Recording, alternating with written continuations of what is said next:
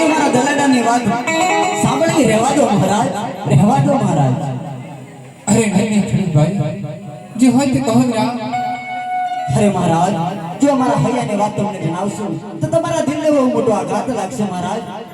માટે તમે અમારા હૈયાની વાત સાંભળવી રહેવા દો મહારાજ. અરે નહીં ખેડૂતભાઈ, જે હોય તે સત્ય કહો રા. તો સાંભળો મહારાજ, હું નથી કહેતો, મારો ભાઈ પણ નથી કહેતો, પણ આ સમસ્ત પોકરણગઢની પ્રજા, આ પોકરણગઢની રૈયત આપને વાંજ્યા ખાય છે મહારાજ. માટે અમે વાંજ્યાના સિદ્ધોના પુસ્તક માની અવળાફળની વાત આ મહારાજ. અરે ખેડૂતભાઈ, તમે વાત કરો છો ખેડૂતભાઈ. મારે તો લાસા લક્ષ્મી આવે સગુણા ત્રણ દીકરી, તો હું વાંચ્યો કેવી રીતે કહેવાઉં છું ખેડૂતભાઈ, કેવી રીતે કહેવાઉં? અરે મહારાજ, તમારે લાસા લક્ષ્મી ને સગુણા ત્રણ દીકરી છે તે વાત તો સાચી છે મહારાજ. પણ જેવી રીતે ચકલીનો માળો, તેને પણ નાના નાના બચ્ચા હોય અને જ્યારે પાખો આવે તે પણ ઉડી જાય છે.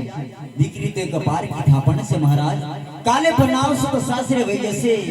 પછી આ પોકરણગઢની રૈયત છે, આ પોકરણગઢની રાજગાદીનો વારસદાર તમારે કોઈ પુત્ર તો નથી ને મહારાજ.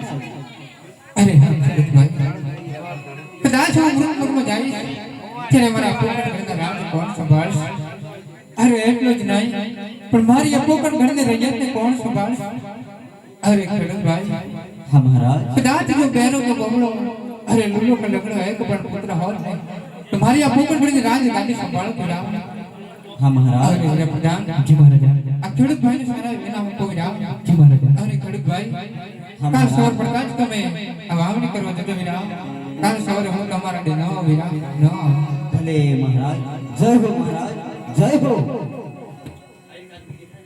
એ ભાઈ, હા ભાઈ. અમે જોડવા નથી, છૂટા જવા દેવા છે. હા ભાઈ, એવું કરીએ, છૂટા જવા દઈએ. ખંભે લઈ લે તું, હરદુરી ખંભે લઈ લે. હું બળદ લઈ લઉં ભાઈ.